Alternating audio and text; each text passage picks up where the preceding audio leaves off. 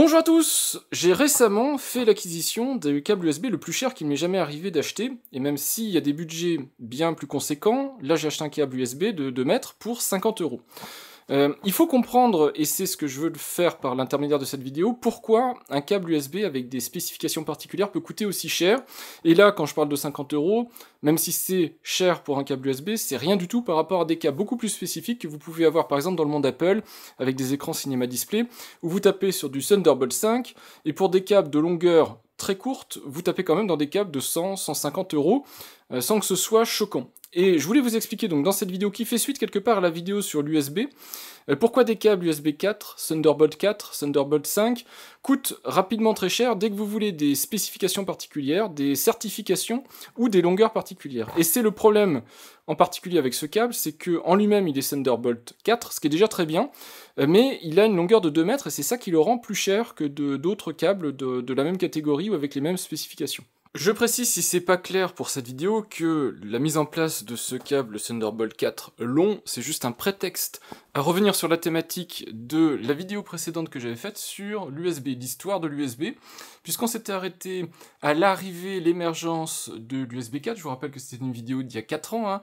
donc mine de rien, il s'est passé des choses en 4 ans autour du monde du Thunderbolt et de l'USB, et l'idée ici, c'est d'utiliser ce câble et ce nouvel écran, et ce nouvel ordinateur portable comme un prétexte pour remettre à jour ce contenu, parler un petit peu plus de l'USB 4, du Thunderbolt 4, et commencer à parler aussi de l'USB 4 2.0, donc le fameux USB 4 80 Gb, et donc l'arrivée du Thunderbolt 5, qui lui aussi révolutionne pas mal l'usage de tous ces câbles USB, mais aussi de tous ces périphériques USB. Et vous voyez que, mine de rien, si on refait l'histoire de la connectique, ici, je suis sur un écran qui est quand même extraordinaire en termes de taille, en termes de définition, en termes de nombre d'images secondes, et entre cet écran et cette machine qui est aussi vraiment extraordinaire en termes de puissance, j'ai un tout petit câble, d'ailleurs ce câble est relativement fin, alors c'est aussi parce qu'il charge pas très fort la machine, il charge à 100 watts, si j'avais un câble de 140 watts il serait un tout petit peu plus épais, mais j'ai quand même un seul câble, et je suis capable de tout faire transiter, j'ai le réseau, la vidéo, la webcam,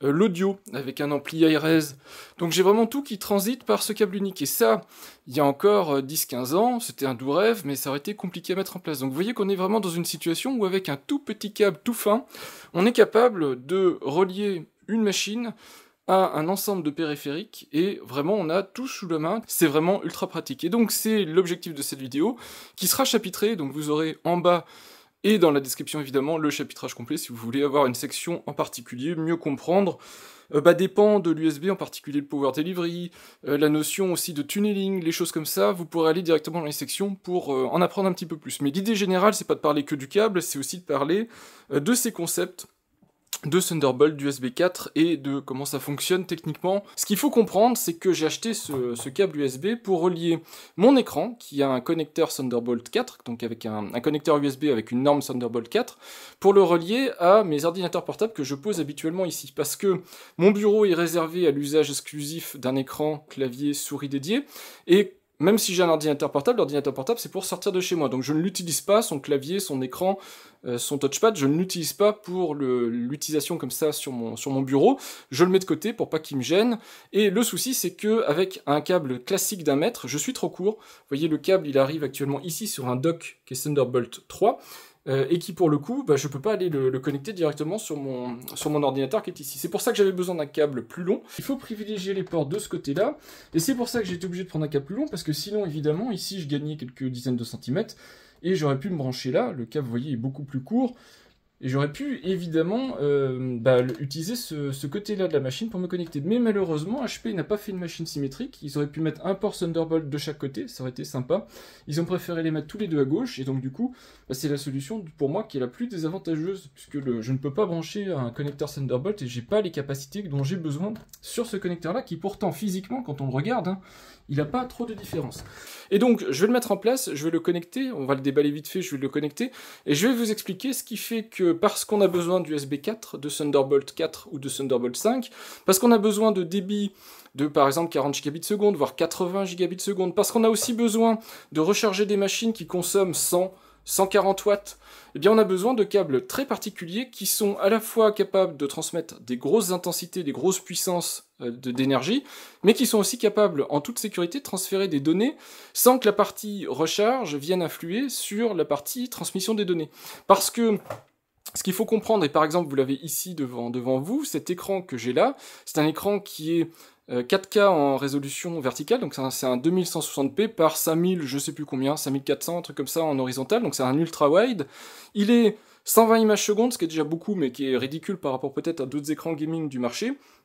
Et pour alimenter en images un écran comme ça, donc avec cette définition-là à 120 images secondes, imaginez le débit de folie qu'il faut en termes de flux vidéo pour cet écran. Si vous ajoutez à ça la capacité qu'ont les Thunderbolt de chaîner des écrans, puisque si vous avez un câble de 2 mètres qui est ici, vous pouvez aussi repartir avec un autre câble Thunderbolt sur un écran qui serait sur le côté, pour éviter d'avoir un câble de 3 mètres qui, je sais même pas s'il existe, mais il serait de toute façon hors de prix pour relier l'ordinateur portable à un écran potentiel ici.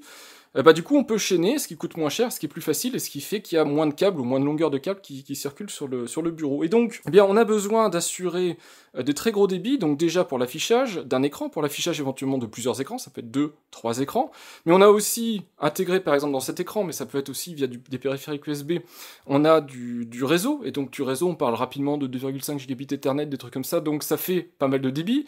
On a des webcams avec des flux vidéo, ça peut être de la 4K par exemple, et donc ça a besoin de débiter en termes de tout ce qui est diffusé.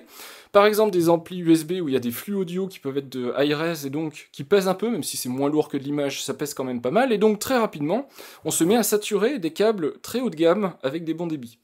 Donc c'est pour ça qu'on a besoin de monter tout doucement en gamme et que ça coûte très très cher d'avoir des câbles qui à la fois sont capables de recharger les machines à des grosses puissances, mais qui sont aussi en toute sécurité capables de transmettre les données sans qu'il y ait de parasitage, sans qu'il y ait de perte de données. Ce câble en particulier, c'est un modèle de chez Anker. Alors on le trouve pas sur le site Anker, en tout cas j'ai pas trouvé les références exactes, mais vous l'avez ici, c'est le modèle A8489. C'est un câble de 2 mètres, donc 6,6 pieds. Et Thunderbolt 4, c'est les spécifications. Je l'ai acheté aussi reconditionné comme neuf, ce qui permet d'économiser quelques euros. Je verrai si le câble n'est pas endommagé, les connecteurs sont pas utilisés, mais normalement il est vraiment comme neuf, hein. On voit même le carton est neuf, donc je pense qu'il a vraiment jamais été utilisé. Donc je fais sauter le recellé, puisqu'il a été recellé, puisqu'il a dû déjà être ouvert une première fois. Et donc dans l'emballage, vous avez un câble, et vous voyez tout de suite que ce sont les câbles comme vous pouvez avoir sur des dogs, des choses comme ça, des câbles qui ont quand même des connecteurs assez épais. Alors il n'est pas tressé, ça reste un connecteur caoutchouc souple, mais c'est quand même un câble d'épaisseur certaine. Ce qu'il faut aussi savoir avec ce type de câble, c'est que comme c'est du Thunderbolt, c'est des câbles qui sont certifiés et qui sont actifs dans le sens où ils se font reconnaître par les périphériques comme des câbles certifiés Thunderbolt. Et on voit la certification Thunderbolt, même si on peut la fausser évidemment, par le petit éclair qui est ici, qui indique bien que c'est un câble Thunderbolt 4. Et de l'autre côté, on a la marque Anker. Évidemment, c'est du connecteur USB-C, c'est réversible. Ça fait donc transmettre la puissance, je vous l'ai dit, jusqu'à 100 watts, ce qui n'est pas énorme, puisque sur des machines comme celle que je vous ai montrée tout à l'heure, la machine qui est juste là, on est plutôt sur du 140 watts en termes de consommation, donc on ne peut pas la recharger à sa pleine puissance, et on est sur une longueur assez conséquente. Et je mets en pratique quelque chose que je vous avais expliqué quand je vous ai présenté l'écran et surtout le remplacement du bras d'écran par un bras de chez Dell, c'est que parce que j'ai ce type de bras, c'est très pratique de venir travailler à l'arrière de l'écran, venir changer un câble ou venir changer une connectique. Donc l'ancien câble que j'ai, c'est un câble de très bonne qualité, vous le voyez aussi à l'épaisseur et à ses capacités, il est lui aussi Thunderbolt 4, mais il fait que 1 mètre ou 1 mètre 30, je sais plus. C'est un câble de chez Dell. Voilà, donc très bien aussi, fourni avec l'écran d'ailleurs, c'est très bien. Alors l'écran coûte très cher, mais toute la connectique est fournie avec l'écran, et donc on a un câble Thunderbolt de qualité. Et donc je le remplace avec ce câble-ci un petit peu plus long. Le nouveau câble est en place ici, vous me faites confiance, c'est évidemment le câble de chez Anker. Vous pouvez voir aussi qu'il y a un autre connecteur que j'ai installé ici, c'est un connecteur RJ45, puisque cet écran a la capacité via son USB, son Thunderbolt, de partager la connexion câblée réseau. Et donc j'ai tiré un câble réseau entre ma borne ici, qui est une borne TP-Link BE85 Wi-Fi 7, qui a derrière des ports 10 Gb Ethernet et 2,5 Gb Ethernet, et donc j'ai un lien 2,5 Gb Ethernet sur l'écran, et par le Thunderbolt, ici, par le câble qui part, et qui arrive finalement ici de manière assez propre, j'aurai également du réseau câblé 2,5 Gb Ethernet, en plus de pouvoir diffuser mon flux vidéo en 120 images secondes, en 4K et même au-delà, et d'avoir évidemment tout le reste, donc webcam, souris, clavier, qui va être partagé. Donc voilà, j'ai fait tout ça. Les câbles, logiquement, on les fait passer dans le bras, quand on a ce genre de bras assez élégant, on peut les faire passer de manière très discrète dans le bras, sauf que j'ai quand même le câble DisplayPort qui est tendu à mort, enfin tendu à mort. J'ai un petit peu de mou, mais je peux pas m'amuser à faire ce genre de détour. Et si je fais ce genre de détour, je perds le peu de mou que j'ai ici pour connecter mon USB-C, mon Thunderbolt. Donc, je vais laisser comme ça, c'est pour ça que dans les vidéos, et je vous avais expliqué, je laisse apparent. C'est pas très moche, c'est pas idéal, mais bon, je peux pas faire beaucoup mieux que ça. Il me reste plus qu'à connecter mon ordinateur portable. Alors ici, c'est mon ordinateur portable pro.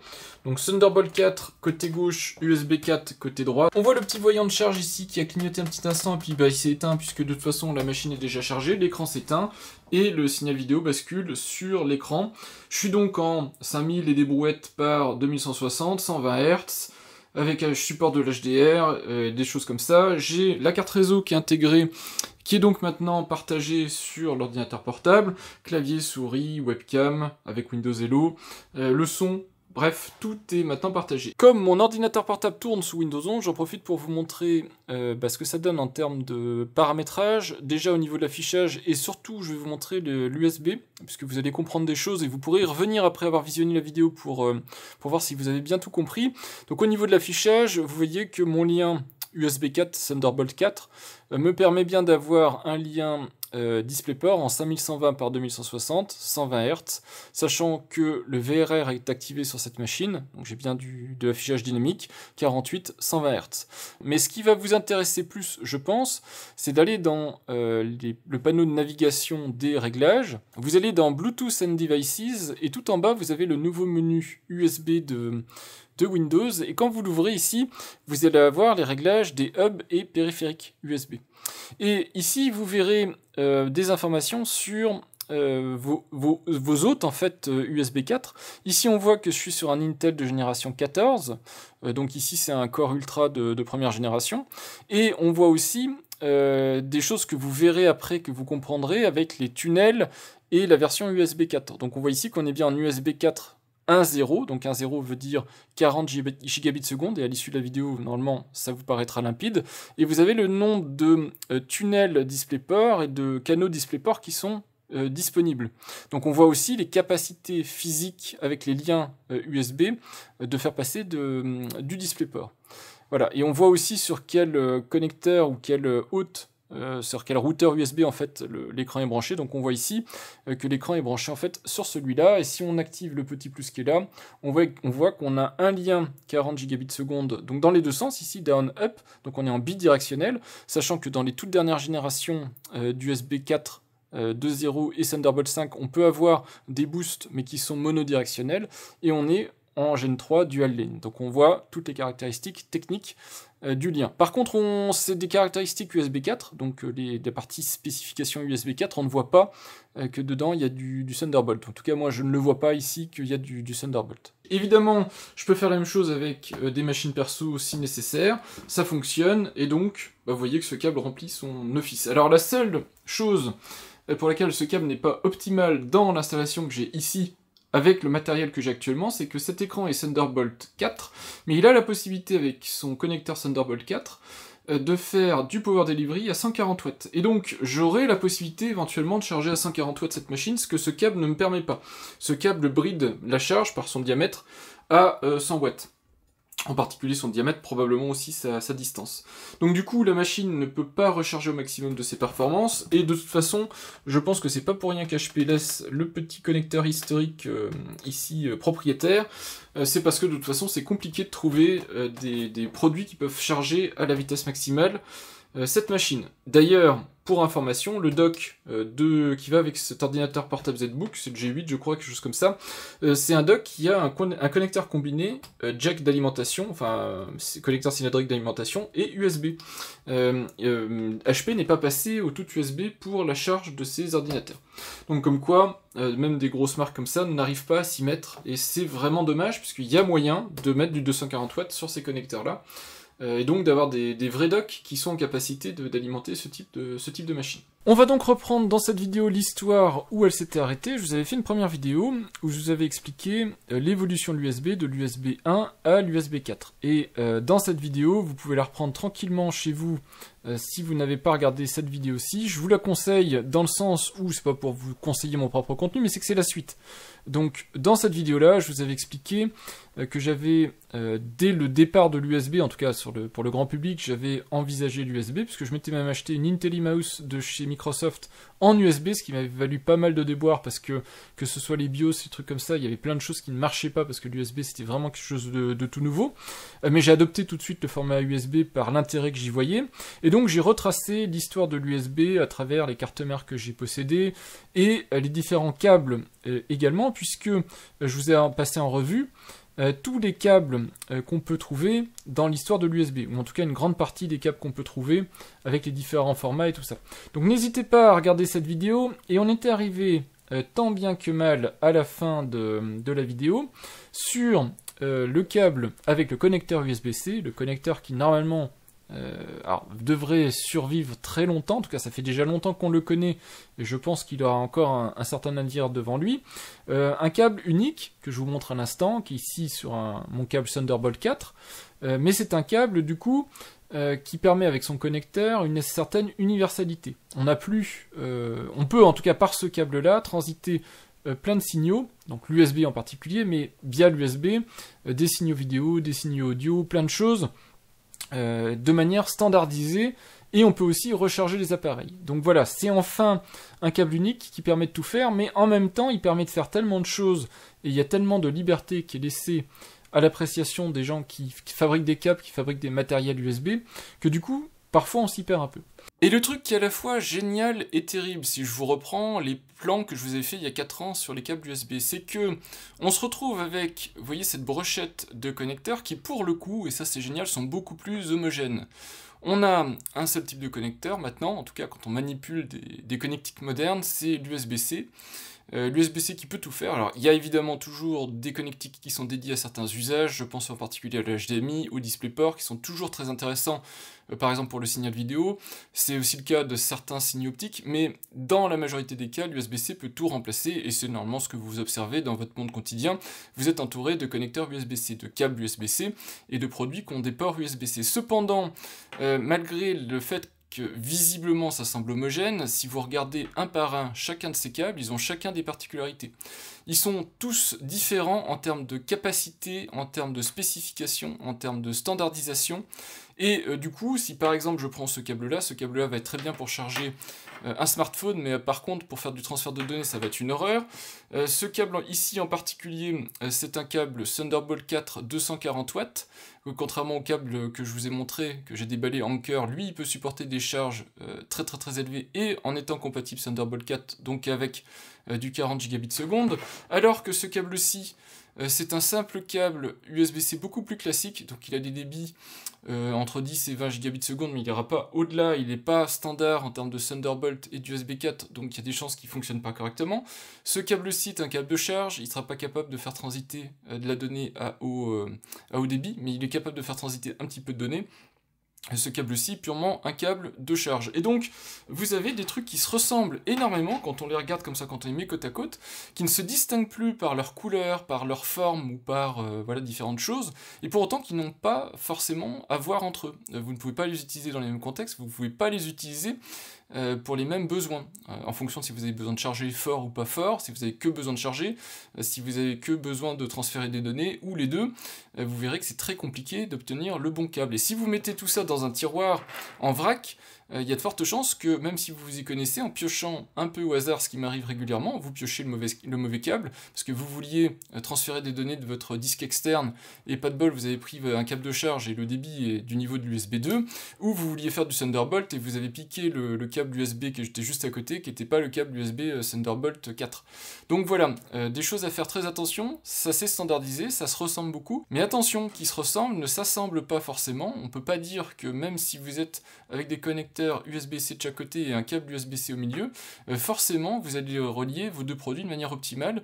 Il faudra faire très attention en fonction des standards, des normes, des spécifications que supportent chacun des appareils, et supportent aussi les câbles, parce que les câbles eux-mêmes deviennent actifs, sont capables d'énoncer leurs propriétés, est-ce qu'ils sont capables de charger très fort, est-ce qu'ils sont capables d'avoir de très haut débit en termes d'échange de données, et donc du coup ils prennent en fait part à cet échange entre le produit, le périphérique et l'hôte, et du coup il faut avoir le bon câble pour les bons usages. Donc on était arrivé tranquillement au Thunderbolt 3 et à l'USB 4, et donc on va reprendre Thunderbolt, USB 4 et puis ce qui arrive en fait en ce moment, pour que vous ayez une bonne idée de ce qu'on peut faire actuellement avec l'USB, en tout cas que vous ayez une meilleure idée de ce qu'on peut faire actuellement avec l'USB.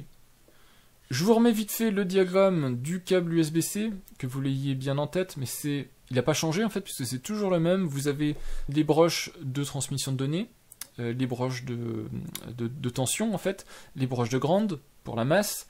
Donc voilà, vous avez des paires historiques, ici c'est le A6, A7, B7, B6, et n'oubliez pas que c'est réversible, donc si vous regardez cette ligne-là, que vous la mettez à l'envers, vous retrouverez la ligne qui est là.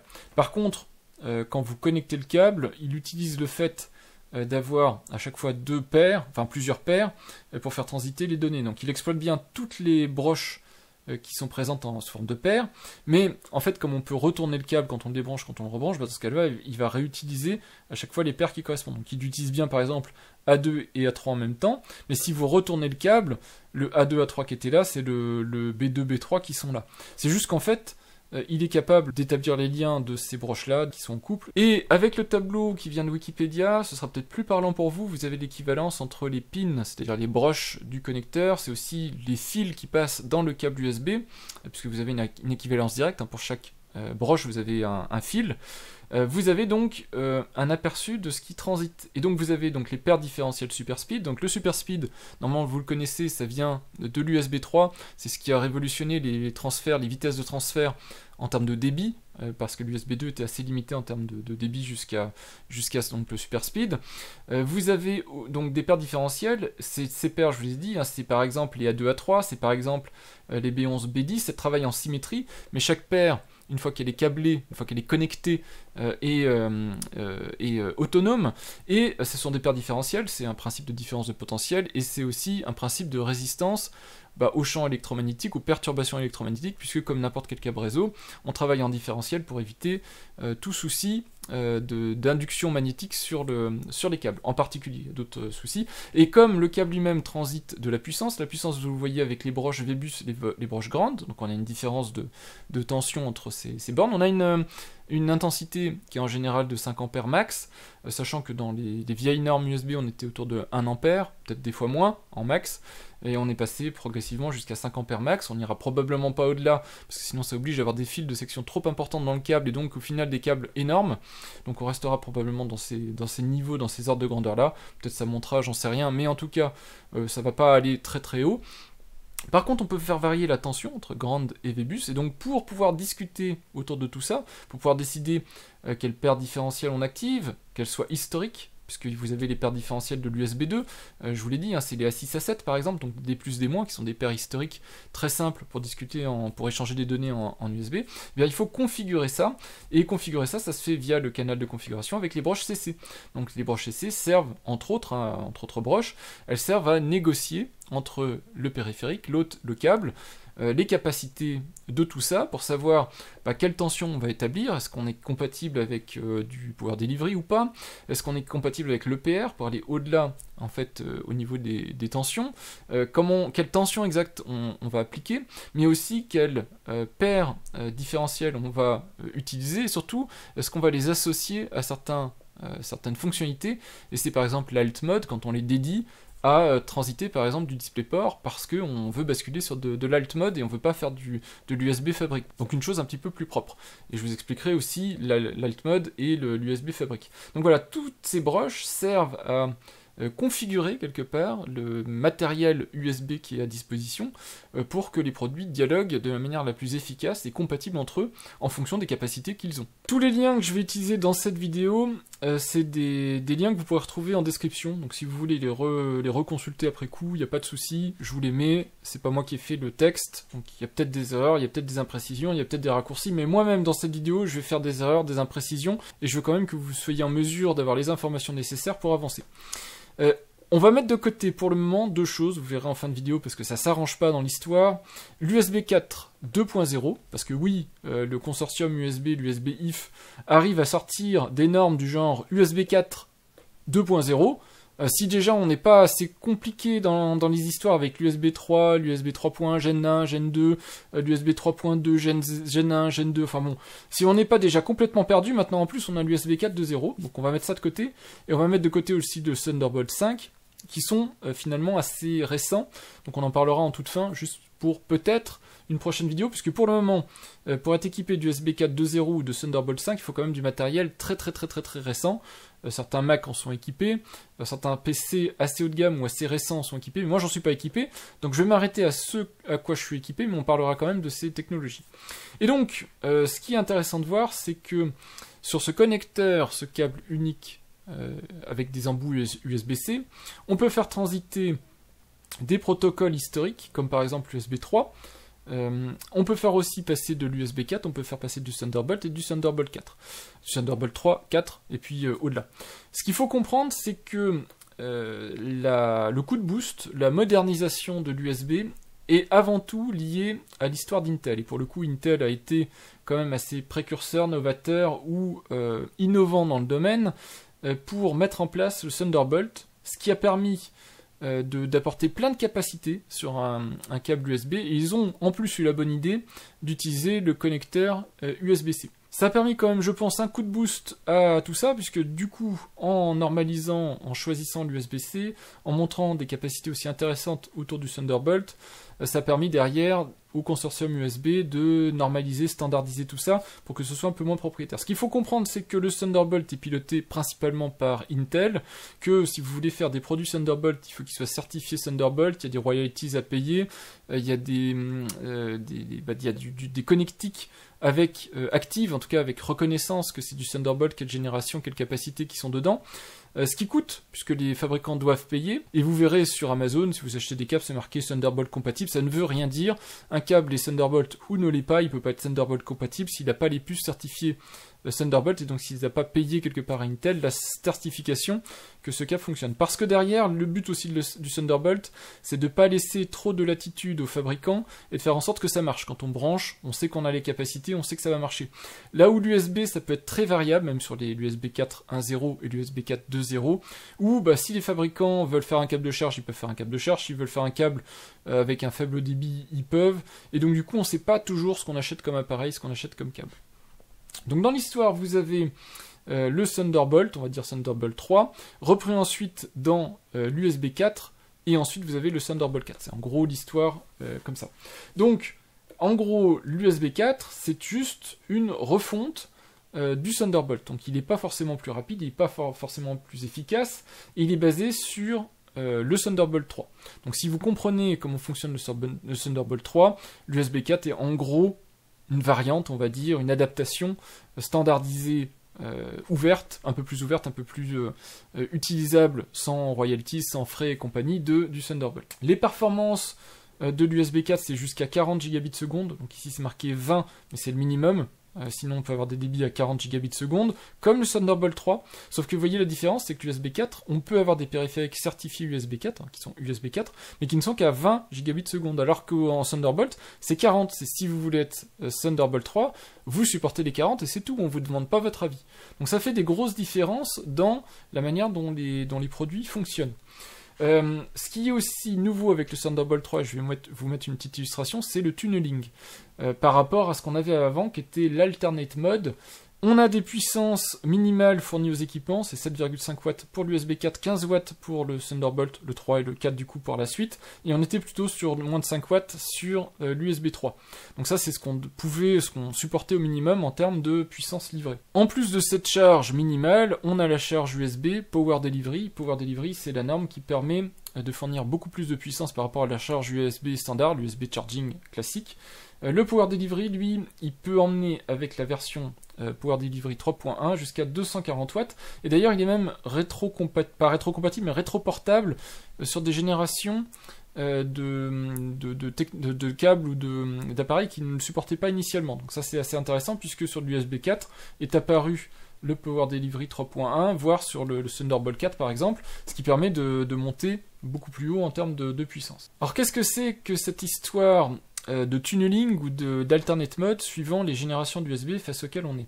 L'USB est toujours rétro-compatible, donc vous avez, si on se focalise sur l'USB et qu'on met de côté le Thunderbolt, vous avez en USB des possibilités, des capacités qui sont standardisées, spécifiées par la norme USB. Et donc, vous avez dans la partie spécification USB, quand vous êtes par exemple en USB 3.2, la standard USB avec l'USB 2, l'USB 3, l'USB Power Delivery. Les alt modes, il n'y a pas que la partie vidéo, vous avez le Thunderbolt aussi qui en est une, ce sont des capacités qui sont ajoutées sur l'USB sans être standardisées ou ratifiées, sans que ce soit l'USB consortium qui les définisse. Et donc vous avez la possibilité sur de l'USB 3.2 par exemple de faire en alt mode du DisplayPort. Et vous voyez que le DisplayPort mais aussi le PCI Express sont maintenant passés dans les spécifications USB de l'USB 4. Donc on peut directement dans les spécifications USB maintenant faire transiter un signal DisplayPort, donc un signal vidéo, ou du PCI Express. Utiliser un produit PCI Express avec la norme PCI Express à travers l'USB. Ce qui permet d'avoir un produit externe, une carte vidéo, une carte réseau, un truc comme ça, qui sont connectés en USB, mais qui sont visibles comme un produit PCI Express sur le produit sur lequel vous connectez votre câble avec l'autre appareil qui est au bout. Par contre, le Thunderbolt n'étant pas un standard de l'USB, il reste dans un alt mode, donc une couche, on va dire, qui permet d'introduire dans la partie USB des choses qui ne sont pas spécifiées par l'USB. Ce que ça donne en termes de fonctionnement, si je vais vous séparer l'alt mode avec l'USB 4 standard, donc le fabrique, quand vous êtes en alt mode, vous avez besoin d'une connectivité directe entre le produit sur lequel vous connectez l'appareil, donc on va dire ici à droite, et le produit en question. C'est-à-dire que vous voyez ici, c'est comme si vous preniez des fils, en gros, de votre câble USB et que vous les connectiez en direct sur l'appareil. Donc voilà, vous piquez les câbles de données de l'USB, du câble USB-C, et vous les donnez à l'appareil pour qu'il puisse les utiliser. Là où, dans un standard USB, si jamais vous êtes en USB 4 fabrique, donc que vous êtes encapsulé, hein, quand je vous dis USB 4 fabrique, ce sont tous les trucs qu'on avait ici dans la norme USB spec. Dans ce cas-là, c'est transité comme des paquets. Dans l'USB 4 fabrique, l'USB, le DisplayPort, le PCI Express sont véhiculés comme des petits paquets. Je vous prends ce petit schéma avec les couleurs qui est peut-être un peu plus parlant. Imaginez à gauche, vous avez un câble USB-C que vous connectez sur un ordinateur portable. Donc on va dire ici c'est l'ordinateur portable. Sur l'ordinateur portable, vous avez branché des périphériques USB, vous avez peut-être un signal vidéo DisplayPort à transiter, et puis des connectiques PCI Express à faire transiter vers votre machine. Ici à droite, on va dire qu'on est sur l'écran, le dock, peu importe, et on a d'autres périphériques USB ou un signal vidéo affiché ou de la connectivité PCI Express à faire suivre. Et bien vous voyez que les petits paquets qui sont aussi ici de la couleur en fait de la spécification qu'on met dedans, vous voyez qu'ils sont transités comme par exemple des paquets réseau en fait. Ils passent comme des données sur les bus de données de l'USB en standard, et ils sont ressortis, ils sont reroutés, ensuite retransités par le produit à l'autre bout vers le produit qui en a besoin. Donc si c'est de l'USB, ça repart vers de l'USB, du DisplayPort ça part vers un signal vidéo à afficher par exemple, et donc c'est un routage qui est très propre. Alors que quand on est sur de l'alt mode, ça va pas du tout se passer comme ça. Sur de l'alt mode, on va utiliser les câbles de données pour les donner quelque part par exemple au Thunderbolt, pour qu'il puisse lui-même s'occuper de faire transiter les informations qu'il a besoin de faire transiter. Donc il va s'accaparer les ressources données, par exemple, du câble USB-C pour que lui, il puisse faire ce qu'il doit faire. Alors il va le faire à peu près comme de l'USB, mais avec sa sauce à lui, et donc du coup, c'est lui qui va s'en occuper, qui va s'en charger. C'est pour ça que les câbles sont certifiés Thunderbolt, c'est pour ça que les produits sont certifiés Thunderbolt, pour qu'ils puissent s'identifier comme des produits compatibles Thunderbolt, et faire le nécessaire pour que tout transite de manière correct, sans que ça cause des problèmes au périphérique à la fois qu'on branche et à la fois qui reçoit les données. Pour rentrer toujours plus dans les détails, voilà le diagramme du connecteur USB que je vous ai montré tout à l'heure, mais maintenant avec les liens que vous pouvez voir en termes d'utilisation. Donc comment en fait ils sont utilisés. Et vous voyez ici que des plus et des moins, ce sont la partie historique USB 2 data, donc c'est la partie on va dire rétro-compatible. Vous avez la partie qui permet de configurer, donc CC1 et CC2, qui permet de discuter, en gros, de négocier, aussi d'organiser le trafic. Vous avez les VBus, donc, qui sont la partie puissance, donc qui permettent d'alimenter correctement l'appareil, et donc c'est par la partie négociation, tout ça, que la tension va être déterminée sur les VBus. La partie grande, qui est évidemment l'opposé du VBus, enfin, ce qui permet d'avoir la différence pour créer une tension, et les TX1, RX1, TX2, RX2, qui sont les données haute vitesse, donc qui ont été introduites évidemment dans des variantes précédentes de l'USB, mais qui sont utilisées soit pour faire transiter des flux haut débit de l'USB, donc des flux de données USB, mais c'est pas forcément de l'USB en tant que tel, hein, ça peut être de la vidéo et des trucs encapsulés, soit qui sont utilisés par l'Alternate Mode. Et vous avez ici, historiquement, comment ça fonctionnait en termes de configuration alt mode, avec la partie historique des plus des moins, donc qui permettait d'avoir de la charge basique, hein, donc de la charge standard en 1.2, et l'énumération USB, donc pour pouvoir identifier les produits USB qui sont connectés. Le VBus qui fournissait deux bases de toute façon du 5 volts 500 mA, c'est le standard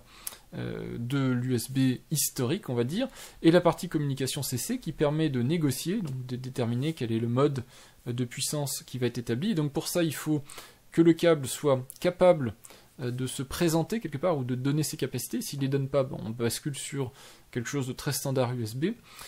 Et aussi que les produits à chaque bout soient capables de discuter, parce que sur les normes très récentes d'USB Power Delivery 3.1, on peut même faire la charge dans les deux sens, c'est-à-dire soit envoyer dans un sens d'un produit A vers B la charge, soit B vers A, sans avoir besoin de changer le câble ou quoi que ce soit. Juste avec une configuration logicielle, on dit maintenant tu alimentes dans l'autre sens. Et donc c'est là aussi on peut configurer l'Alternate Mode pour dire voilà comment tu dois te configurer pour faire transiter ton signal vidéo. Voilà un diagramme ici de fonctionnement de l'alt mode, comme ça vous voyez un peu la reconfiguration du connecteur USB-C et du câble USB-C, puisque dedans finalement il y a des brins hein, qui vont d'un bout à l'autre. J'appuie beaucoup dessus parce que mine de rien, ça fait que quelques années quelque part que la problématique est un peu derrière nous. Mais l'alt mode a lui-même évolué en alt mode 2 avec... parce que forcément VESA voulait du DisplayPort avec des débits beaucoup plus importants, puisqu'il y a des écrans qui sont extrêmement demandeurs en termes de définition et en termes de nombre d'images secondes, et ce qu'ils avaient sous la main ne suffisait plus, donc ils l'ont fait évoluer dans un alternate mode DisplayPort encore évolué, mais tout ça opaque, on va dire, ou un peu caché de l'USB. Et donc le but de l'USB, c'est de revenir derrière tout ça et de restandardiser tout pour dire n'utilisez pas les alt modes. C'est une manière assez rapide de résoudre un problème, et c'est pas une manière sur du long terme. L'USB revient en certifiant et en standardisant et en spécifiant tout ça pour que ça fonctionne sur un canal USB classique sans avoir besoin, vous voyez, de perdre des capacités. Parce que si on alloue forcément à du DisplayPort des paires de données, et si on fait du muxing, démuxing d'un bout à l'autre, forcément on perd en capacité sur l'USB et on perd en standard. Et donc c'est très embêtant, et donc c'est pour ça que l'Alternate Mode, c'est pas forcément une fin en soi, c'est quelque chose qui existe parce que ça a été mis en place, mais l'idéal c'est d'aller vers des choses beaucoup plus standard. Et donc forcément, comme je vous l'ai dit, comme on fait, c'est des trucs très moches où on va exploiter le câble USB-C, on lui pique des paires en fait, et on vient passer dessus son signal à soi de manière plus ou moins intelligente, mais peu importe. Ça veut dire qu'on enlève sur la partie USB des possibilités d'échange de données à haut débit, on se l'accapare pour faire transiter du signal vidéo, et donc vous voyez, ça fait des trucs hyper moches où il y a certains brins qu'on se prend et sur lesquels on fait transiter son signal. Et donc c'est loin de la spécification, et c'est ça contre quoi lutte la spécification USB et la partie Thunderbolt, pour essayer de normaliser tout ça, pour que le trafic vidéo, donc le DisplayPort, le trafic PCI Express, si vous voulez avoir un processeur graphique externe ou des cartes de calcul externes ou des cartes réseau externes en PCI Express, eh bien ce soit un trafic comme un autre, un trafic USB encapsulé, et qu'il n'y ait pas de choix à faire. Éventuellement on négocie des débits, on protège des débits pour que ce soit garanti, mais sinon en tant que tel on ne réserve pas des brins spécifiquement pour un type de trafic. Ça va automatiquement passer sur un canal unique qui sont tous les brins de l'USB-C, et ça va automatiquement comme ça se répartir le débit au mieux possible en fonction des besoins de chaque usage qui se présente sur l'hôte et sur le produit USB-C.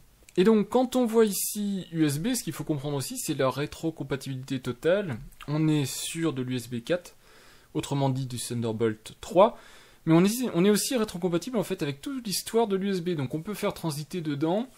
On va dire par exemple, la base maintenant c'est de l'USB 2, donc on peut faire transiter de l'USB 2 facilement.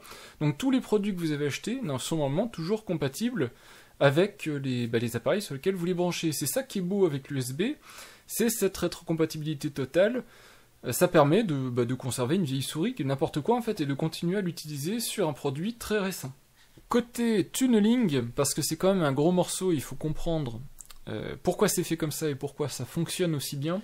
Ce qui est très intéressant avec le tunneling, c'est qu'il faut l'imaginer comme une voie rapide entre l'hôte et l'appareil. Et ce qui est intéressant, c'est que cette encapsulation, elle respecte aussi les conditions de débit que vous pouvez trouver ici, par rapport au DisplayPort, par rapport au PCI Express, ou par rapport à l'USB. C'est négocié, et si par exemple vous établissez un lien DisplayPort qui a besoin d'un certain débit, parce que vous avez une certaine définition d'écran ou un certain nombre d'images par seconde, ici il va y avoir on va dire un type de débit qui va être respecté pour que le flux ne soit pas interrompu et que si vous avez des images temps réel à faire transiter, c'est le cas en particulier avec des flux vidéo, ça passe sans qu'il y ait de ralentissement, parce que si vous avez un ralentissement, forcément de l'autre côté, il va y avoir un souci à afficher votre flux vidéo.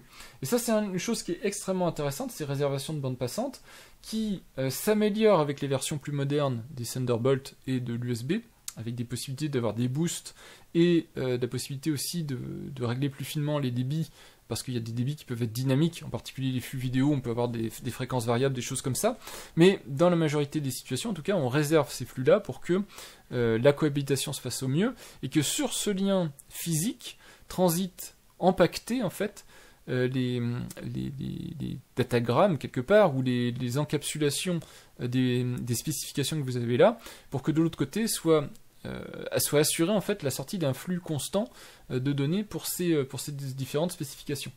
Donc si je dois résumer en gros les avantages et les apports de l'USB 4, mais aussi du Thunderbolt 3, c'est des stations d'accueil universelles, mais vous les connaissez maintenant, tous ces docks généralistes sur lesquels vous branchez avec un câble votre portable. Ça peut être un ordinateur portable, ça peut être un smartphone, peu importe.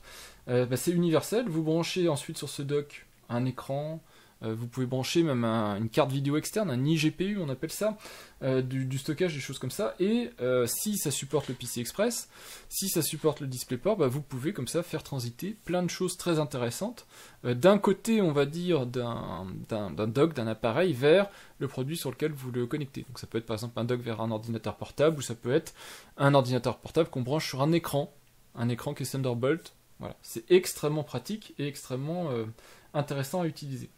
Par contre, faites attention, tous les câbles ici ne sont pas égaux, et c'est toujours le cas depuis que je vous en parle, mais il faut faire très très très attention. Il y a des câbles qui sont spécifiques câbles de charge, des câbles qui sont certifiés Thunderbolt, des câbles qui ne le sont pas. Donc ça nécessite de comprendre et de voir si les spécifications sont écrites, de comprendre aussi les dénominations, l'USB 4, Gen 2x2, machin, enfin c'est des trucs de folie pour essayer de comprendre ce que ça veut dire et ce que ça fait.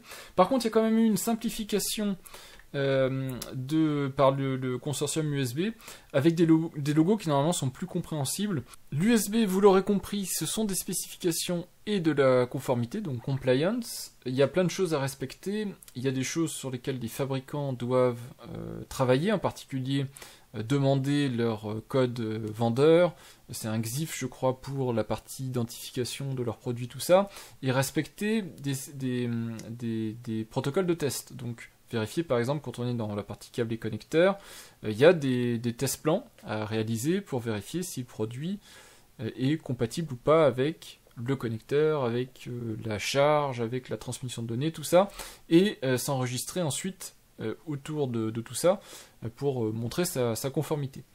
Je voulais quand même vous montrer ce type de document. Alors il y a plein de documents qui existent. Et ce sont des initiatives quand même assez récentes, parce que le souci avec l'USB, c'est d'avoir complètement perdu les consommateurs. Parce que c'est peut-être clair pour un fabricant, mais un consommateur, on vous dit, mon câble il est USB 3.2, Gen 1, 2.2, je sais pas quoi, enfin, c'est fini, quoi, vous avez perdu la moitié des gens. Les gens, quand ils achètent un câble, quand ils achètent un ordinateur, quand ils achètent un écran, ils veulent savoir quel est le débit, ils veulent savoir quelle est la puissance maximale de charge, combiné ou pas, est-ce que c'est qu'un câble de charge, est-ce que c'est qu'un câble de données, est-ce que ça fait les deux, et si ça fait les deux, à quelle hauteur ça fait les deux. Et un des documents qui peut être assez intéressant, un peu haut niveau à regarder, c'est ce document qui est ici. Ici, c'est des guidelines autour, donc les recommandations à suivre, autour des logos pour les câbles. Et vous avez donc des logos que je voulais vous montrer, pour vous montrer que c'est devenu beaucoup plus lisible. Je pense que là, vous avez le logo boîte, je crois, et le logo à faire apparaître sur le câble. Donc à gauche, c'est le logo boîte, à droite, c'est le logo câble. Vous voyez que c'est assez clair, en fait, ce qu'il est capable de faire. Donc ici, par exemple, si je prends ce logo-là, vous avez un câble qui peut faire transiter un débit de 80 gigabits seconde et qui peut charger jusqu'à 60 watts. Donc il n'est pas terrible en termes de charge, enfin, il supporte la charge mais c'est pas énorme. Par contre il est très bon en termes de transfert de données. Et par contre vous pouvez avoir par exemple un câble qui est 240 watts, donc vraiment génial en termes de charge, mais qui est que 5 gigabits pour la partie transfert de données. Et c'est ce qu'on peut trouver sur Amazon, par exemple, si vous cherchez des câbles 240 watts, vous verrez que vous avez des Anker et d'autres marques, vous avez du 240 watts, mais finalement vous avez quasiment rien en termes d'échange de données.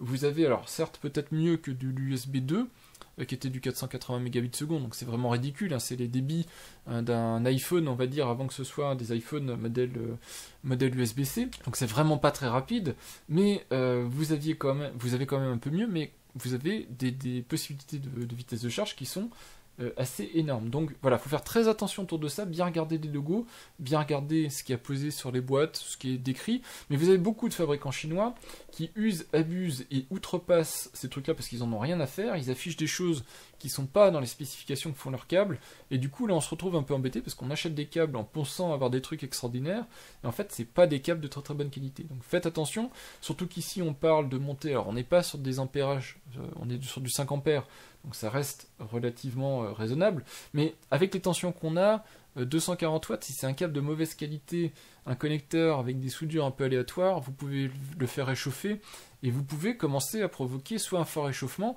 soit un départ de feu. Et c'est pas une blague, hein, vous pouvez vraiment commencer à créer des problèmes si vous achetez des câbles de mauvaise qualité. Je voulais vous montrer des câbles purement de charge, parce que ça existe aussi, qui servent juste à charger, et ça a du sens. Si par exemple vous prenez, je sais pas, un routeur, un switch, un truc comme ça, peut-être vous avez envie de mettre un câble USB-C pour le côté standard, mais ce sont des produits qui n'ont pas besoin de transiter des données, donc a priori les câbles, vous pouvez acheter des purs câbles de charge, et donc il y a aussi des logos juste pour des câbles USB de charge, donc ils ne font que ça comme fonctionnalité. Donc si on passe outre les marges, les types de police, l'écartement, la taille minimale, des choses comme ça, qui là sont plus du domaine de l'exploitation d'une marque que l'information à l'utilisateur, moi je vois quand même avec les nouveautés qui sont directement issues du fait d'être en USB-C et avec l'USB 4, de choses beaucoup plus parlantes. C'est lié à l'USB Power Delivery au-delà du 3.0, donc 3.1, 3.2, qui a permis aussi de se poser des questions de comment on représente la vitesse de charge, comment on représente les débits de transfert, et comment on les rend compréhensibles. Et je pense que là, on a atteint quelque chose qui est beaucoup plus intéressant que la norme technique. Est-ce qu'on est en USB 3.0, 3.1, 3.2, Gen 1, Gen 2, on s'en moque. C'est de la technique, ça ne concerne pas, je pense, le consommateur. Par contre, les capacités du câble, là, je pense qu'elles sont visuelles, elles sont reflétées, et on sait à peu près à quoi on a affaire. Alors c'est sûr que ça ne répond pas à toutes les problématiques de la norme USB, mais au moins on comprend à peu près ce qu'on achète et on comprend à peu près le câble, par la sérigraphie qu'il y a dessus, ce qu'il est capable de faire. Je vous parlais de différences de câbles, mais c'est vrai aussi avec les différences de ports. Allez essayer de trouver sur tel ou tel port quelles sont les capacités, c'est pas écrit dessus, la plupart du temps vous ne saurez pas.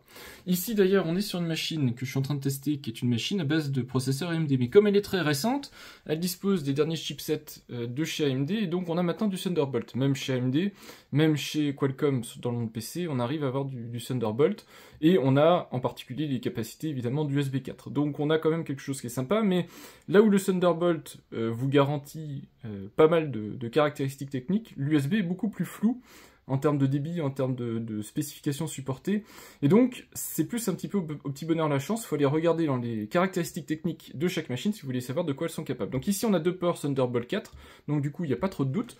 Par contre, si je prends cette autre machine ici, vous voyez qu'ici, elle a un port USB-C que j'utilise actuellement, qui est sur le côté ici. Et de ce côté-là, elle a 2 ports USB-C. Et pour autant, ils ne sont pas du tout égaux. Ces 2 ports ici sont 2 ports Thunderbolt 4. Donc ils ont tous les deux les mêmes capacités. Ils sont capables de charger la machine. Donc, vous voyez ici, le câble Anker est connecté, il est bien en train de charger la machine. La machine est complètement chargée, c'est pour ça que le petit voyant est blanc et fixe. Mais de l'autre côté ici, on n'est pas en face d'un port USB-C moderne. On a un débit de 10 gigabits seconde, donc on est sur du USB 3.2, bon bref, peu importe la génération, c'est pas ce qui est important. On est capable d'avoir du DisplayPort, on est capable d'avoir de la charge, donc de ce port-là, on peut aussi éventuellement charger la machine, mais avec des capacités bien moindres, et donc ce port-là n'est pas du tout l'équivalent des ports qu'on a de l'autre côté. C'est pas du tout une bonne idée d'aller brancher dessus du matériel en USB 4. J'ai pas les capacités dont j'ai besoin sur ce connecteur-là, qui pourtant, physiquement, quand on le regarde, hein, il n'a pas trop de différence. Alors il y en a quand même une de différence, et je sais pas si on la verra ici sur cette machine, parce que ça brille un petit peu, mais si je vous zoome un tout petit peu, vous verrez le petit logo Thunderbolt. Voilà, c'est en gros, pour l'instant, en attendant que l'USB 4 se généralise avec ces nouveaux logos, la seule garantie qu'on peut avoir sur certains équipements, quand on voit apparaître du Thunderbolt, c'est qu'on est en Thunderbolt 3, 4 ou 5. D'ailleurs, on n'a pas la génération écrite dessus, sauf sur les câbles. En général, il y a le petit chiffre qui va avec. Mais du coup, au moins, on est sûr d'avoir un certain nombre de caractéristiques possibles. Parce que sinon, quand on est en USB, bah, on ne sait pas. On ne sait pas du tout face à quel connecteur on se trouve. Et bah, c'est assez problématique du coup pour savoir exactement qu'est-ce qu'on peut faire avec la machine. Comme le Thunderbolt 3 était ensuite plus ou moins intégré dans la conception de l'USB 4, vous voyez qu'il est marqué compatible USB 4. Il est compatible parce que normalement dans la majorité des cas ça va fonctionner, mais il y a quelques situations, comme c'est pas une obligation, il y a quelques situations où vos produits Thunderbolt 3 ne fonctionneront pas avec de l'USB 4. Et ça peut arriver avec des câbles, ça peut arriver avec surtout avec des appareils. Par contre, l'évolution du Thunderbolt 3 qui est le Thunderbolt 4 a permis une compatibilité avec l'USB 4. Donc dès que vous êtes un Thunderbolt 4, vous êtes compatible USB 4 et vous avez des capacités supplémentaires par rapport à l'USB 4. Le Thunderbolt 4, donc, il n'est pas plus rapide que le Thunderbolt 3 ou même que l'USB 4 dans sa version 40 Gbps. Par contre, il offre des capacités en plus. Et ça, c'est pas rien, ce sont quelques exigences assez strictes sur les capacités qu'offrent les produits Thunderbolt 4. Donc c'est supporter au moins 2 écrans 4K, ce qui est mieux que forcément un seul écran 4K, c'est être capable de faire ça. Supporter forcément du 100 watts Power Delivery, donc comme le Thunderbolt 3 qui supportait normalement 100 watts, et l'obligation de supporter DMA, donc qui est la protection VTD, donc la protection de virtualisation pour Intel. Et donc ce qui peut poser problème avec des produits non Intel, en particulier je pense à AMD et compagnie, parce que forcément ce sont des technologies, le Thunderbolt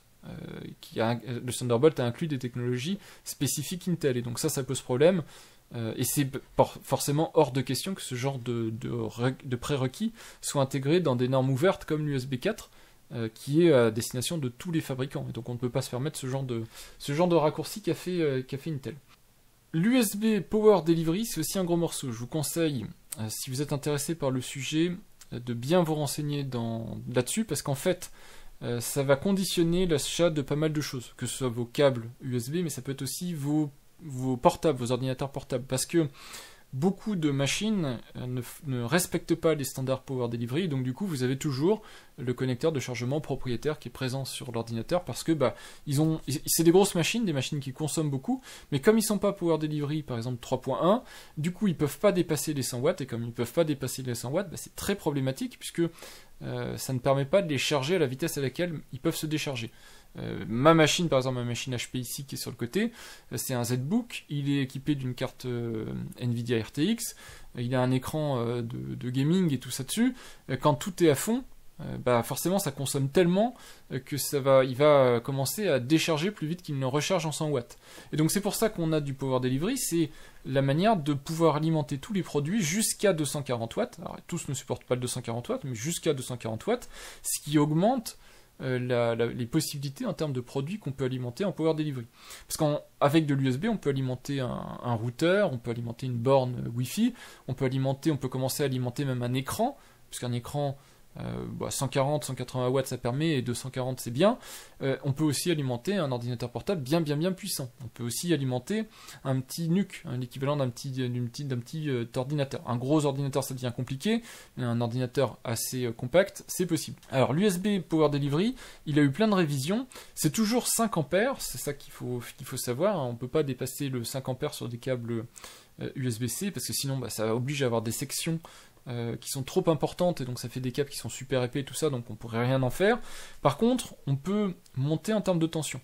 Et donc, jusqu'à présent, on était bloqué sur du 20 volts, donc 5 x 20, ça fait 100 watts, donc on était sur du 100 watts en charge. Et avec l'USB Power Delivery 3.1, ce qui est arrivé en fait, c'est d'aller au-delà du 20 volts. Donc il y a eu le 28 volts, le 36 volts et le 48 volts, qui sont les tensions fixes. Et donc si on multiplie ça aux 5 ampères, on a donc 140 watts, 180 watts et 240 watts de vitesse de charge. L'autre grosse nouveauté, alors il y avait déjà une ébauche qui était faite dans l'USB Power Delivery 3, mais c'est l'AVS, Adjustable Voltage Supply. Ça permet à des produits, principalement des produits qui vont charger, donc des produits qui vont consommer, de demander des tensions qui sont non pas des paliers fixes comme ce que je viens de vous décrire, mais une négociation entre 15 volts et le maximum qui est supporté par le chargeur. Donc si vous avez un chargeur ultra haut de gamme, ce sera jusqu'à 48 volts. Mais il y a des chargeurs qui s'arrêtent avant, hein. Évidemment, il faut bien regarder ce que supportent les produits que vous achetez, parce qu'ils ne sont pas obligés de tout supporter, et c'est là où ça devient un petit peu compliqué, et c'est là où il faut bien regarder. C'est pour ça qu'il y a des logos, c'est pour ça qu'ils ont essayé de mettre ça un peu plus au clair, parce qu'on laisse en fait une certaine latitude. Et donc, vous pouvez être USB Power Delivery 3.1, mais ne supporter que le 28 volts. Et donc, du coup, vous n'aurez accès qu'à 140 watts. Soit c'est votre ordinateur portable qui, par exemple, ne supporte en entrée que ces 140 watts, soit c'est votre chargeur qui ne livre que 28 volts, et donc vous n'avez que 140 watts. Et donc, si votre ordinateur portable, lui, il a besoin de 180 watts, votre chargeur sera pas suffisant, même s'il est Power Delivery 3.1. Donc, il faut bien regarder tout ça. Et donc, l'Adjustable Voltage Supply, il permet d'avoir des variations par palier, donc c'est des paliers de 100 mV, entre 15 volts et le maximum qui est supporté par votre chargeur, donc par exemple 48 volts. Donc ça permet d'avoir quelque chose de plus souple, pour que le produit qui a besoin d'un peu de puissance ait exactement ce dont il a besoin, et qu'il n'ait pas besoin de se caler pile à ces quelques tensions que je vous ai décrites, donc le 20 volts, le 28 volts, le 36 volts, le 48 volts, et puis les tensions évidemment qui étaient en dessous, qui étaient dans le Power Delivery standard. Mais du coup, ça veut dire que pour pouvoir supporter ce genre de choses, il faut que les câbles soient standardisés, donc que les câbles soient bien des câbles USB 4 et qui respectent la norme, parce que sinon ils ne sont pas en capacité de permettre ce type de négociation et permettre ce type d'ajustement. Donc c'est là aussi où il faut faire super attention aux produits qu'on achète, pas de prendre des chinoiseries qui ont des logos un peu détournés et qui ne respectent pas les standards, parce que sinon évidemment quand vous allez les connecter, en imaginant qu'ils ne prennent pas feu ou qu'ils ne détériorent pas les appareils sur lesquels vous les branchez, peut-être ils ne marcheront pas comme la norme USB le prévoit. Et ça veut dire aussi que si vous avez des câbles qui étaient, par exemple des câbles 100 watts, qui sont des câbles très bien pour un usage classique, ils ne vont pas devenir magiquement compatibles 140, 180 ou 240 watts. Il faut qu'ils soient capables en fait de négocier ce type de puissance, et qu'ils soient évidemment capables matériellement de l'encaisser, parce que sinon le but c'est pas de faire fondre les câbles ou faire des départs de feu. Donc c'est pour ça que tout est protégé, même au niveau des connecteurs, pour éviter qu'ils surchauffent, pour pas qu'il y ait de problème, en tout cas à faire passer ce type de puissance. Et donc on en arrive tranquillement à la fin de cette vidéo, et je suis sûr que vous êtes devant votre écran en train de vous dire mais c'est passé hyper vite, le temps s'est arrêté face à ces explications d'une limpidité éclatante, et je vous en remercie, mais malheureusement il nous reste le Thunderbolt 5 et il nous reste l'USB 4.2.0, c'est-à-dire l'USB 4 80 Gbps. Et il y en a un qui est assez, on va dire, dans l'air du temps, c'est le Thunderbolt 5. Alors le Thunderbolt 5, poussé par Apple et Intel, on le trouve en production et on peut s'équiper de matériel Thunderbolt 5. Par contre, l'USB 4 V2, le 2.0, donc c'est-à-dire l'USB 4 avec des débits améliorés, lui c'est un petit peu plus compliqué. Déjà parce que au niveau du matériel, on n'a pas encore tous les contrôleurs nécessaires pour équiper les appareils. C'est en particulier AS Media, si vous faites du dépannage d'USB, vous verrez que très souvent ce sont des contrôleurs AS Media qui pilotent tout ce qui est USB, et il n'y a pas encore d'USB 4 2.0 fourni par AS Media. Pareil, VIA Labs n'est pas encore prêt pour tout ça. Ça, c'est des news qui datent quand même de mai 2025. Donc vous voyez, par rapport à cette vidéo qui sort en juillet, c'est quand même récent. Les fabricants sont pas prêts pour l'USB 4 de 0. C'est pour ça qu'on a encore de l'Alt Mode 2 poussé par VESA parce qu'ils voulaient avoir des possibilités d'affichage DisplayPort plus évoluées, et c'est pour ça qu'on a le Thunderbolt 5 qui est plus que jamais d'actualité, parce qu'on est obligé d'attendre l'USB 4 que les matériels puissent être vraiment disponibles. Donc c'est pas encore un doux rêve. Ce qu'il faut comprendre avec le Thunderbolt 5 et l'USB 80 Gbps, c'est que vous avez des transferts qui sont plus évolué, donc pour le coup il y a un vrai gain en transfert. On est sur du 80 Gbps, ce qui double quand même la bande passante, donc on est dans les deux sens, hein. Mais ça double la bande passante entre par exemple votre machine et votre dock, votre écran, c'est plutôt intéressant. Avec des boosts, alors des boosts avec certains évidemment compromis à faire, mais vous avez des boosts à 120 Gbps pour certains usages, en particulier pour l'affichage vidéo, parce que quand vous avez des écrans ou plusieurs écrans avec ces définitions-là, ce nombre d'images secondes, et encore là je suis à 120 images secondes, mais on peut imaginer des écrans à 240, 360 images secondes, ça fait des flux qui sont très lourds à transférer, et donc du coup il faut dédier beaucoup de ressources pour faire passer ces flux en priorité. Donc c'est une des raisons pour laquelle il y a besoin de ce type d'évolution. Et il y a aussi évidemment des améliorations autour de l'alimentation des produits, puisque vous l'avez vu, le Thunderbolt 5, l'USB 4 V2, ils prennent en charge par définition le Power Delivery 3.2 et puis les versions assez modernes. Donc du coup, vous avez des charges sur des câbles en 240 watts, si évidemment c'est bien dans le standard, dans la spécification qu'on considère. Voilà, mais c'est juste pour vous dire que pour le moment, de toute façon, alors si vous êtes équipé de produits Apple, peut-être pour vous c'est votre actualité, le Thunderbolt 5, mais ça reste quand même du luxe, parce qu'il faut trouver des câbles compatibles, et puis on n'en a pas nécessairement le besoin, on peut se contenter de câbles Thunderbolt 4. Mais en tout cas, moi, c'est pas du tout mon actualité. J'ai de l'USB 4, du Thunderbolt 4, donc j'ai de l'USB 4, donc ça c'est mon actualité. J'ai un écran Thunderbolt 4, donc je peux faire du Thunderbolt 4, mais je suis loin d'avoir du Thunderbolt 5. Donc c'est pas du tout à mon actualité, pour le moment en tout cas, de vous parler du Thunderbolt 5. Alors peut-être que dans 4 ans, quand je ferai ma 3e vidéo sur l'USB, le Thunderbolt 5 ce sera maintenant le standard, on va dire, tout le monde en sera équipé. On aura de l'USB 4 80 Gbps, on chargera des vitesses au-delà des 240 watts, les ordinateurs, les produits, tout ça. Peut-être même que ces écrans qu'on pourra acheter seront eux-mêmes alimentés avec des câbles USB, puisqu'avec des câbles de 240 watts, on peut alimenter ce type d'écran. Et donc, peut-être qu'on sera encore plus sur du tout USB. C'est pas plus mal, parce qu'il faut se dire quand même qu'avec des câbles USB, du coup, on réutilise beaucoup, hein. Il y a un chargeur unique, il y a des câbles uniques qu'on peut utiliser de produit en produit. Ça permet quand même d'avoir chez soi une simplification, on va dire, de la connectique entre tous les produits. Par contre, le gros souci, c'est que vous prenez par exemple cet écran, malgré le fait que ce soit de l'USB, que ce soit, on aurait pu imaginer des choses modulaires, vous branchez une espèce de dock USB à l'arrière de l'écran pour lui donner certaines capacités, ça n'a pas du tout été fait comme ça a été intégré en dur dans l'écran, et donc il est coincé en Thunderbolt 4 cet écran. Et c'est super dommage que les constructeurs ne profitent pas de la possibilité d'avoir, via l'USB, un côté réparabilité et un côté évolutivité pour faire des choses modulaires sur lesquelles on vient brancher, débrancher des fonctionnalités sur ces produits. Comme ça permettrait de les échanger quand il y a un souci, panne ou incompatibilité, mais aussi quand on veut les remettre à jour. Comme ça, ce bel écran, je pourrais le garder encore plus longtemps parce que malgré le fait qu'il ait un dock Thunderbolt intégré, tôt ou tard, ce dock Thunderbolt sera insuffisant. Et donc il faudra que je revienne à la situation d'avant, la situation pendant le Covid, où j'avais acheté un dock Thunderbolt parce que mon écran n'était pas en capacité de faire ce qu'il fallait. Là, un jour, tôt ou tard, dans 3, 4, 5 ans, j'en sais rien, les capacités de cet écran seront toujours peut-être bonnes en termes d'affichage, mais seront plus bonnes en termes de connectivité USB, trop lent, pas au goût du jour, et je serai obligé de repartir à nouveau sur peut-être un dock, je sais pas où j'en serai, mais je serai obligé d'avoir une solution alternative pour peut-être y connecter mes ordinateurs, parce que l'écran ne pourra pas alimenter, parce que l'écran ne supportera pas telle ou telle capacité ou tel flux vidéo.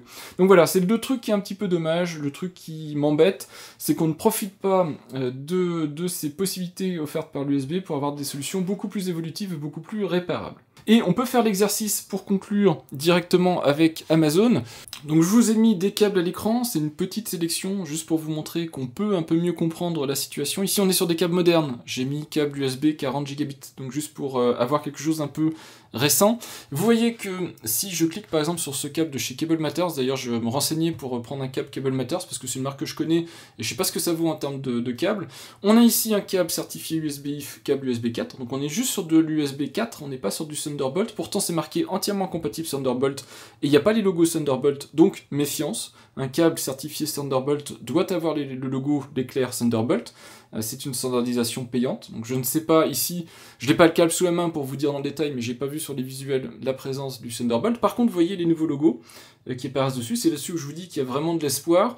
On voit tout de suite que c'est un câble 40 gigabits seconde, et on voit aussi que c'est un câble 240 watts.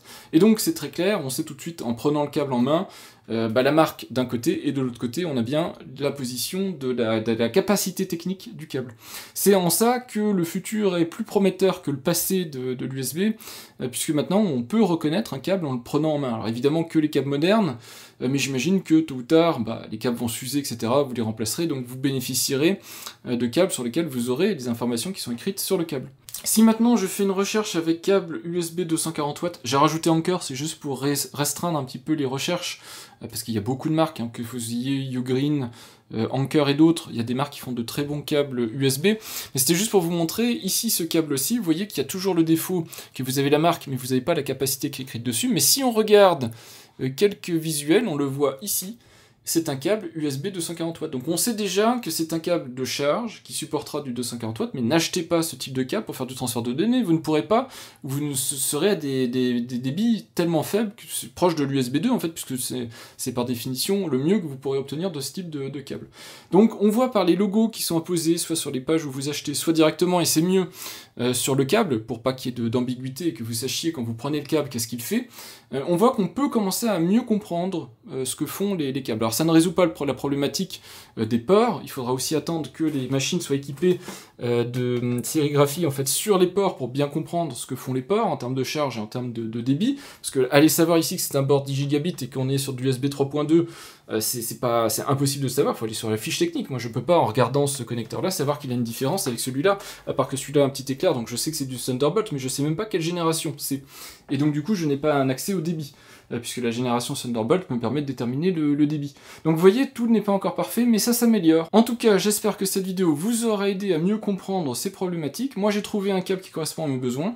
Si vous connaissez des très bons câbles, Thunderbolt 4, Thunderbolt 5, USB 4, avec des bons débits, avec des fortes puissances de charge, et sur des longueurs assez conséquentes, n'hésitez pas aussi à partager des liens, parce que finalement quand on a des bons plans, entre guillemets, des marques qui sont réputées, pour lesquelles on peut faire confiance, avec des références de câbles de qualité, vaut mieux s'équiper de ces câbles là, c'est un petit peu plus cher, mais au moins quand on choisit un câble pour aller charger un produit, on se pose pas la question est-ce qu'il va être compatible ou pas, on a un bon câble, et on sait qu'il va fonctionner.